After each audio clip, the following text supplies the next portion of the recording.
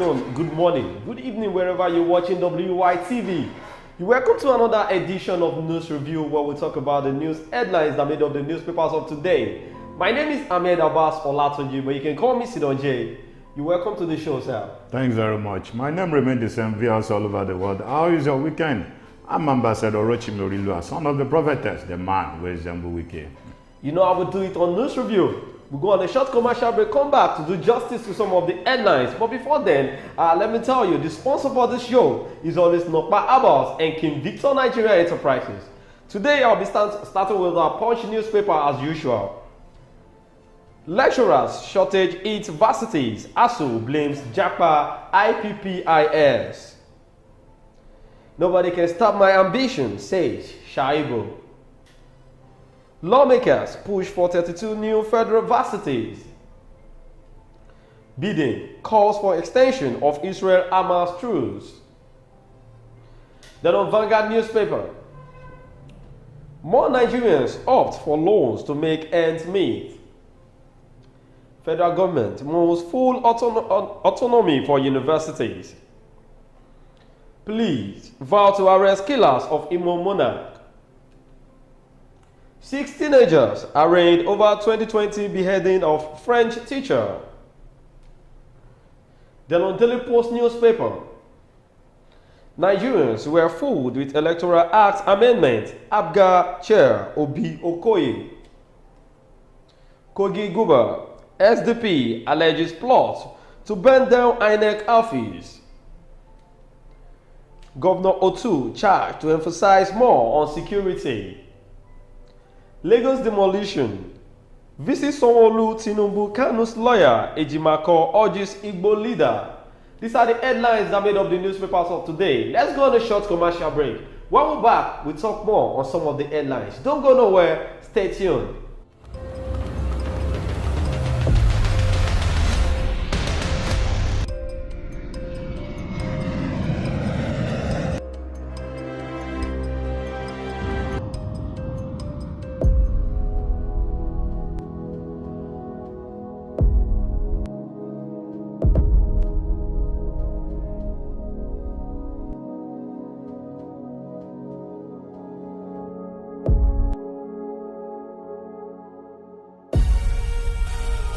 Nokpa for management of power.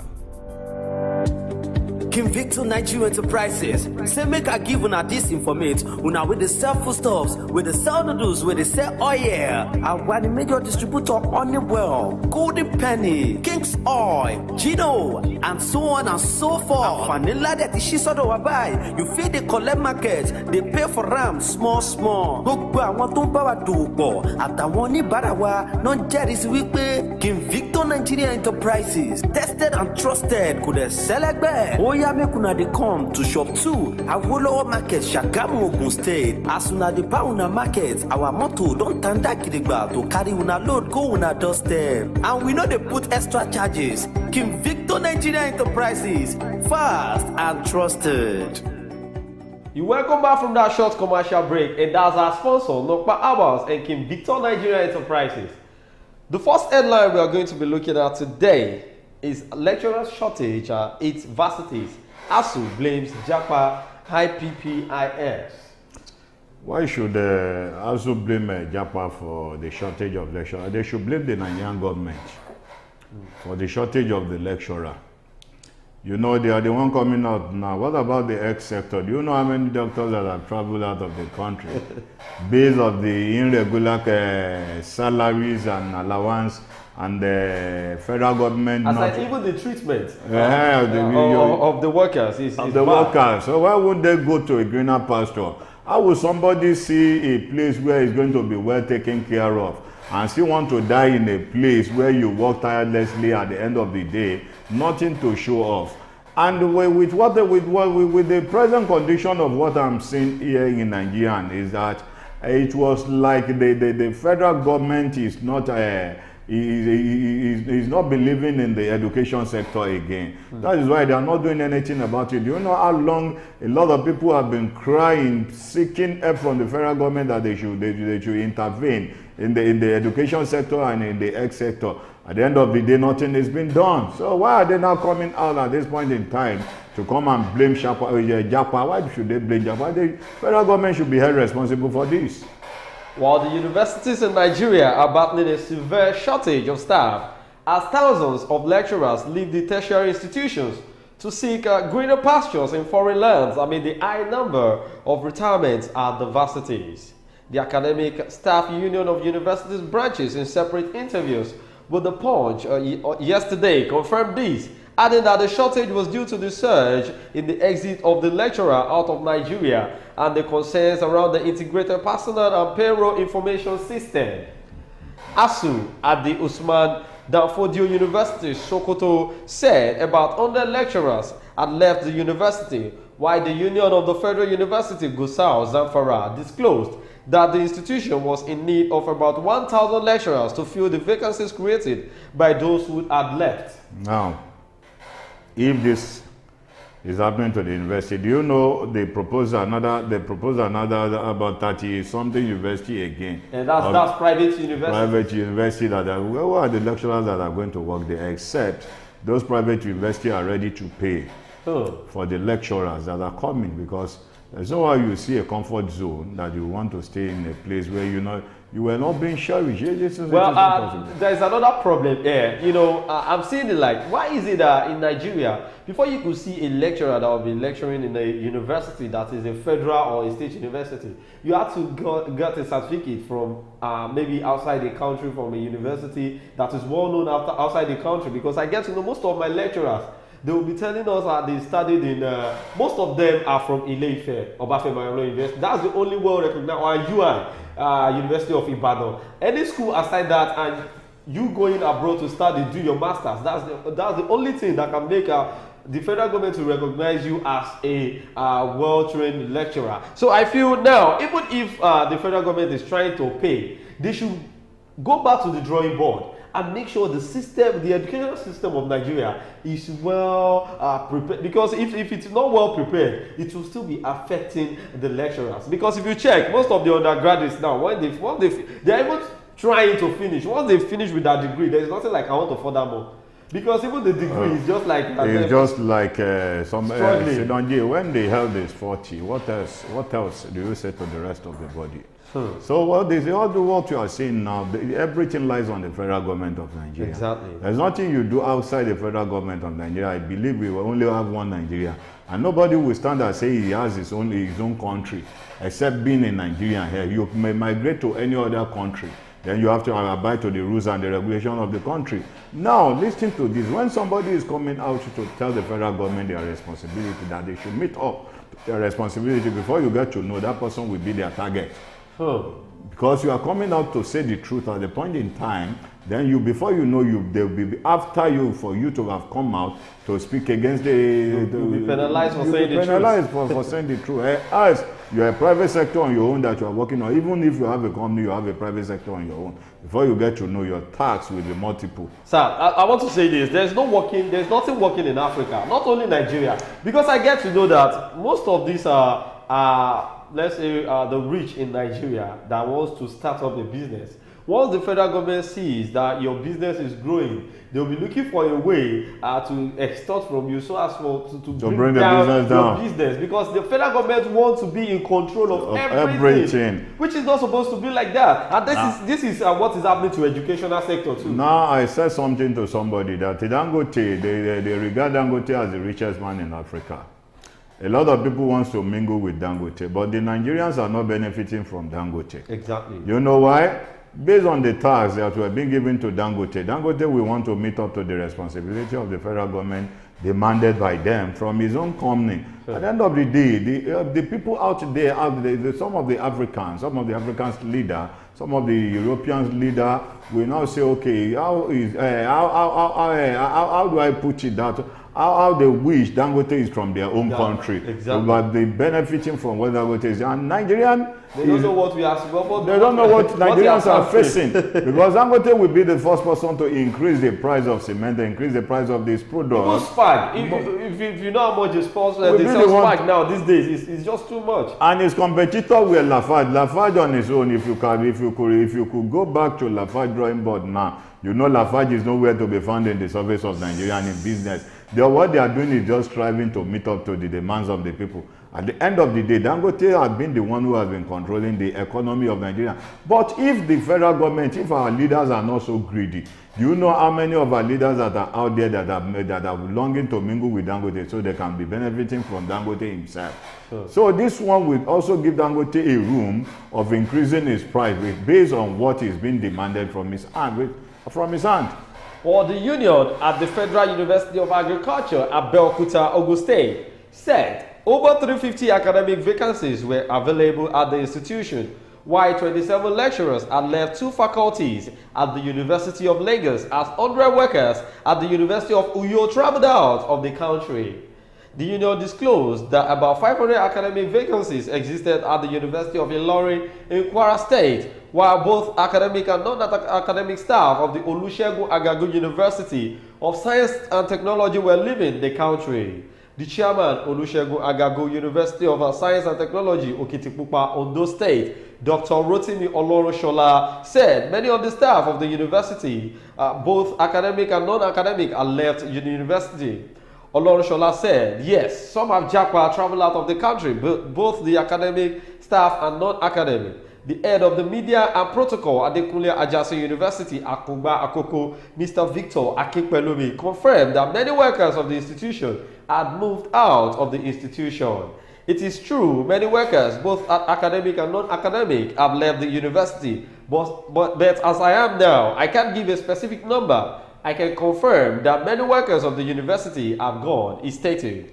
The chairman of ASU, University of Benin, Dr. Ray Chikogu, said the shortage of staff in Uniben and other universities have been a problem that existed for a long time due to the embargo on employment by the federal government. Now, if we check what is going on currently, aside the fact that the federal government is not paying good salaries to this academic staffs and non-academic staff, we should look at it like this way.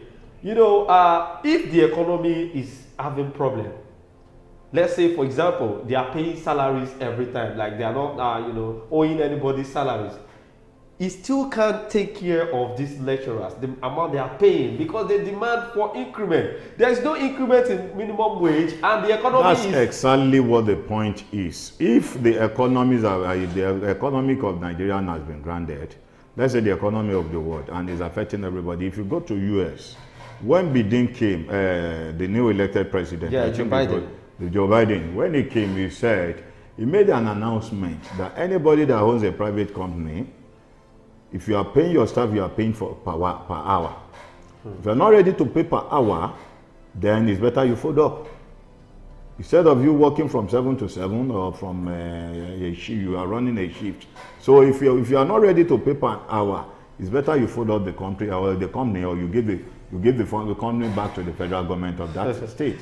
Now, in Nigeria, when Babaloko came, these are some of the mistakes the new elected president made. You said it while you are campaigning that you have been serving these people for over 30 years. Now it is your turn, Melokan. I believe if it is your turn, you might have done your feasibility study very well before getting there, knowing the problem, what Nigerians are facing, and know what Nigeria needs, and know how you are going to tackle the insecurity, know how you are going to tackle the economy of Nigeria, that the economy will be stabilized, that everybody is going to enjoy. Now, when you came on board, you said first subsidy is gone. What are those things that you are going to use to subsidize it, that will make people not feel the hardship, that the hardship will not be upon the people? Those people that embezzle our money that ran away, that ate our money that ran away, they were not being affected about the economy of Nigeria because they have enough in their bank. Likes of Emefiele. Like Emefiele, they have enough in their bank. How much do you want to sell petrol price? How much do you want to sell petrol that Emefiele won't be able to afford or buying it? How much do you want to sell petrol that Dangote won't be able to buy it? And why is it? It was being granted bail. It was being granted bail. Be able to pay because there is cash. There is cash at hand all those monies that were being recovered by Buhari, what did they use the money for? The one they paid, the one that was recovered from Abacha, that they paid to Nigeria, what was the money used for? At the end of the day, we masses, when these rich people were there governing us, we are suffering. Now, when Baba Lokan came and said the first subsidy is gone, we were the one that is facing the consequence, not the rich one. He would have known, he would have done his visibility study. If first subsidy is gone, what is it that I'm going to do? The money that was being added, that was being paid for subsidy, should have been launched back into the sixth term of the salary. Which means there must be an increment in the salary of the workers. At least the worker will be rest assured. Well, let's hope for good because it's a renewed hope agenda, and let's wait on the renewed hope, and let's have a positive mindset that Nigeria will be better soon in the era of President Bola Ahmed. Well, we hope so, but if you could recollect, the Bible says a long expectation wearies the heart. When Buhari came on board, Buhari kept on promising. For good, I think 6 months or 8 months, people cried out. And he came out to say, he's not a magician. They kept on pointing an accusing finger on the past administration. Through this, our brother, Minister for Information, our brother Lai Mohammed. That Lai Mohammed, that can lie while sleeping. Even when he's snoring, he can still lie. You understand what I'm saying? For good 4 years, but that lie, whenever he traveled out to represent Nigeria, what he used to say was to point an accusing finger on past government. Now, for good 4 years, not until when somebody now came and said, Bralai, but you know it before you people came on board. You all saw it. This is exactly what you campaigned for, that you are going to change the system of Nigeria.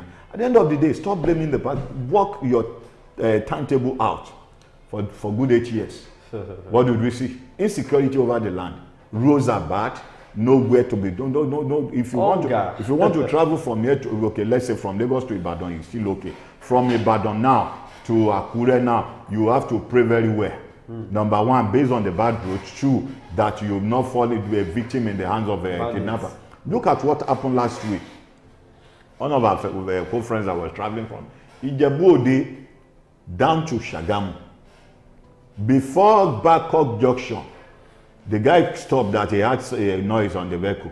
He was trying to check what is going on. Before they knew it, armed robber came. Wow. They robbed every one of them. You see, that particular road, they need more security. Do you know how long we have been shouting that the road is not okay, it's not motorable? What did the federal government do? And they will not do anything, not until one of their children falls victim. Yes, it will surely happen. When it happens now, you see them coming to that road, seeing what they are going to do, what they can do to fix the road. Well, this is special information to the governor of Ogun State, Governor Dapo Abiodun. Please see to that road that leads from Shagamu, that Lagos Shagamu Benin Expressway, especially from Shagamu to Ijebu-Ode. That road is bad, and sometimes when night is falling, there are a lot of hooligans on that road that stops vehicle to rob them. I think we need more securities on that road, and the road should be safe. They should do something about it because there are potholes and different space. Bad portion of that place. Yes, they need to do something about the road.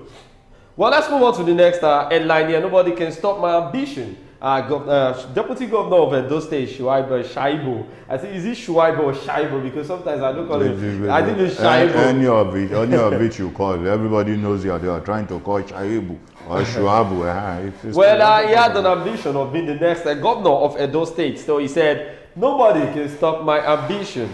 The Edo State Deputy Governor Philip Shaibu has declared his interest to contest the forthcoming 2024 governorship election on the platform of the People's Democratic Party, declaring that nobody can halt his ambition. The Deputy Governor, who made his declaration at the Bishop Kelly Center, Benin, said he is a homeboy who feels the pain of the people, urging the electorate and party members to back his ambition. He said, having been in politics for 30 years and working with Governor Godwin Obaseki in the last 7 years to improve the state, he was in the best position to succeed his principle. Nobody can stop my ambition, he declared.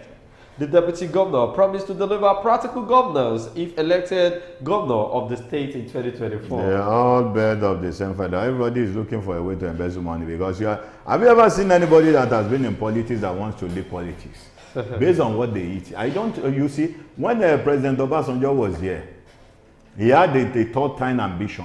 If you could recall, when the former governor of Ekiti State was brought to Channels Television for an interview, was being interviewed by Shehu Akinbaloye. And when they got to a stage when Fayoshe said to Akinbaloye that if President Obasanjo said he was not interested in the third time, he can say that to all Nigerians, not to him.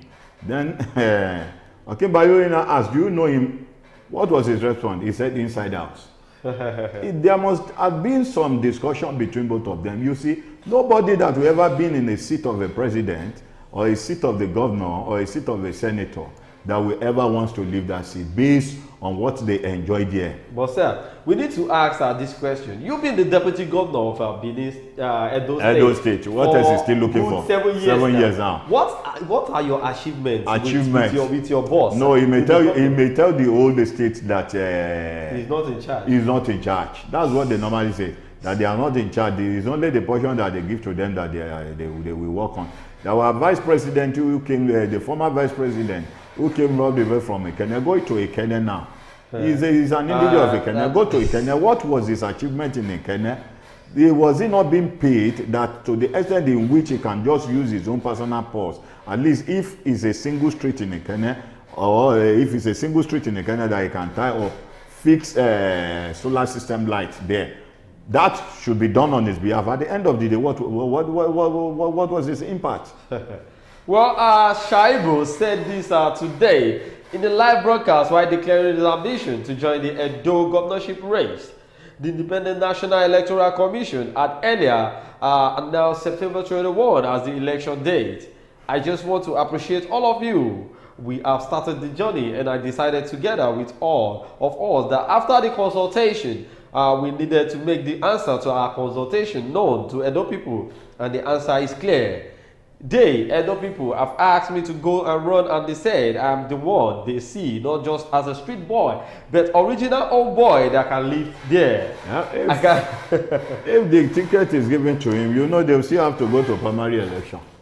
Now you said you have been working, you have been in politics for the past 30 years, you have been the deputy governor of that state. Now, you know there are some people we call the Kingsmaker Afobaje that will be there, they are in charge of that state, that they'll tell you this is the next person that is going for the governor. Even your brother could have a candidate. No, my brother is from River State. Yes, he sees to the matter of PDP as a whole. Yes, I know, but if you could recall, that in PDP it was just like somebody who is coming there to sit as a visitor. Because there are some things that he was not in fully charge of based on what he did to Atiku. Speaking the truth to Atiku, at the end of the day, they are not ready to listen to the truth. Well, the governorship aspirant talked about his achievement while he served as a House of Assembly member before he became a federal lawmaker at the House of Representatives. Shaibu, who promised to strengthen the agricultural sector, vowed to continue where Obaseki started in the execution of projects across the state and promised to hit the ground running. But the hotel was taken over by some allies of the state governor who also fixed an event for the hotel.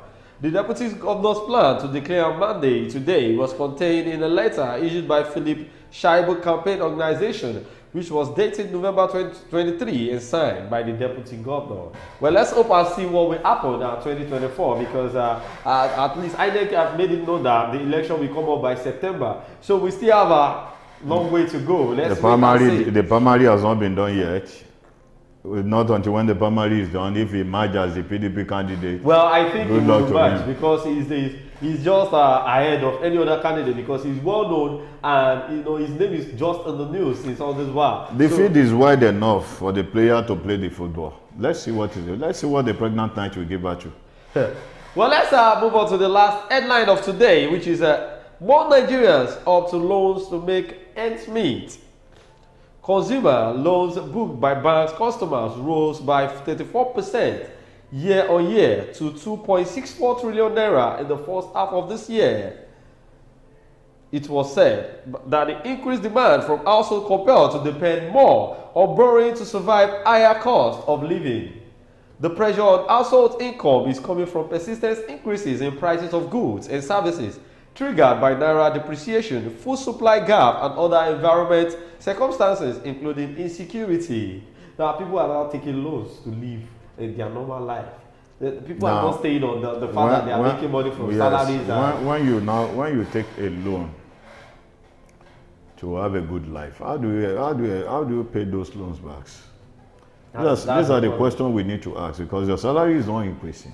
You went ahead and borrowed loans. No. Sir, the problem I'm having with federal government is what is taking them, what is keeping them from increasing that minimum wage? I don't know. Because if you go a long way, they should try and do, at least they should fix that. What comes to my mind was that if they go to the extent of increasing that minimum wage, they won't be able to embezzle what they needed to embezzle. You know what they want to embezzle is part of what they are going to launch back into the salary. That's what I feel, because I don't know what really calls them. Then since this Babalokon, I have not seen a project that they are flagged off now. What Babalokon busy doing was to begin to appoint minister, which is not bad. I think he's working on local refineries. How long will that one take? He went ahead to the United Emirates. They both signed an agreement that they are going to work together with Nigeria so that the refineries can work. But since they started the work on the refinery, have you ever seen a picture or a video released out there that the job has started there? Maybe they want to use it as a surprise to the whole Nigeria. Well, the National Bureau of Statistics, NBS, last week reported the 10th consecutive month rise in the inflation rate to 27.33% for October 2023, while food inflation was reported at 31.52%.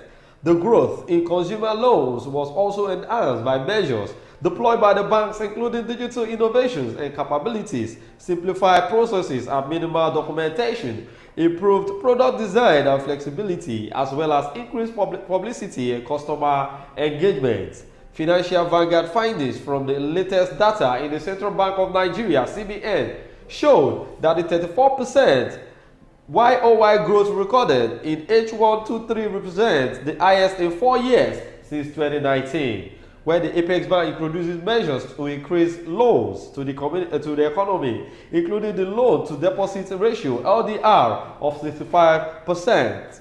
According to the CBN economic report for the second quarter of the year, Q2 to 3, consumer loans rose to 2.64 trillion naira at the end of June 2023, from 1.93 trillion naira at the end of June 2022. This represents 704 billion naira, or 34% year-on-year YOY growth during this period. The youth represents a 31 percentage points higher than the 5.0% YOY growth growth recorded at the end of the June 2023. Furthermore, consumers' loans recorded quarter-on-quarter growth QOQ of 12.2% from 2.35 trillion naira at the end of Q123. Now, I feel the amount of loan that is being issued out by the central bank this year is much more than the one of last year, which means there is inflation in Nigeria, in the economy of Nigeria, and people tend to borrow money to meet up to their responsibility with their dates these days. And how do we go about this? Because now there is no money on ground. Like, people are not seeing money. Even people have been complaining about cashless and all. Cashless, so all over the time. People are not working to get more money, and they are getting loans from so the how bank. do they pay back the loan when they are not working? My question is, what are the criteria then? What are those things that were being presented to the bank before they could give them those loans? Because I believe you can't just walk into a bank without any solid what do I call it? Agreement before you were being given a loan. Because I wonder how those people going to the bank, how are they going to pay? Is it because the bank managers are also selfish to the extent in which they were thinking about what they are going to gain from the people that makes them to be giving those loans out? At the end of the day, people are unable to pay. It now becomes a problem in which you begin to threaten people's life. Do you know this? So most of our market women that trades, that normally collect money from all these petty banks. At the end of the day, some of them that are unable to pay back, they go to the market, embarrass them, do different kind of things to them. Some of them even go to the extent in which they have to poison themselves. Well, consumer credit improved owing to increased demand for personal loans and strengthened enforcement of the loan-to-deposit ratio (LDR) policy, the CBN said. Now, even CBN is having a problem now because it is not what they planned that is happening currently, because the fact that last year they recorded not much people that got loan from the CBN, but this year it was more than what they expected. Why do you need to walk into the bank when you don't need a loan? Except if there is a need for you that makes you to. But last year the first subsidy was not removed. Now look, when you look at the first subsidy, this is exactly what makes the price of everything goes up in Nigeria. Go to the market. Do you know how much you buy a single yam? Do you know how much you buy a bag of rice? A bag of rice is now almost 50 to 55,000 naira. Then last year, rice was about 25,000 naira. If you could recall, now something you bought at the sum of 25,000 naira. When you get there, you later discover that it was almost 50,000 naira. How do you want to do it? Sir. Well, let's hope, like I said, let's hope for the better Nigeria soon, because if we keep struggling and keep talking about it like this, I feel the federal government too, they are not deaf, and they can see what is actually going on in our society, in the community. In every community in Nigeria is complaining about the hardship we're facing currently in Nigeria. But I feel people that are abroad, they are seeing what is going on, and they are even scared to come back home. You know, before, during this time of this festive period, you see a lot of people coming into Nigeria. But now they said they are not coming. On the surface of this insecurity, you want them to come in. Aside that, even the money for their flight. I wonder why Baba traveled to the United States of America, telling the Nigerians that are there that they should come back home. That Nigeria is far better. What is far better? Why Nigerians are lamenting that? Has he forgotten that a lot of them have people out there that they communicate with them there on a daily basis, telling them the condition of Nigeria? Well, even without that, the amount of people that ask for money from people that are staying abroad, if it's reduced, they will know, okay. They will know Nigeria is okay for now. Well, this is where we are going to be ending this on this review today. Don't forget to follow us on our social media platforms, on YouTube, on TikTok, Twitter, Instagram at Wisdom Yard Online TV. My name is Ahmed Abbas Olatunji, but you can call me Sino J. Thank you so much, Ambassador, for joining us on the show. Thanks for having me. We'll see you again tomorrow. Be good and be hardworking. Bye.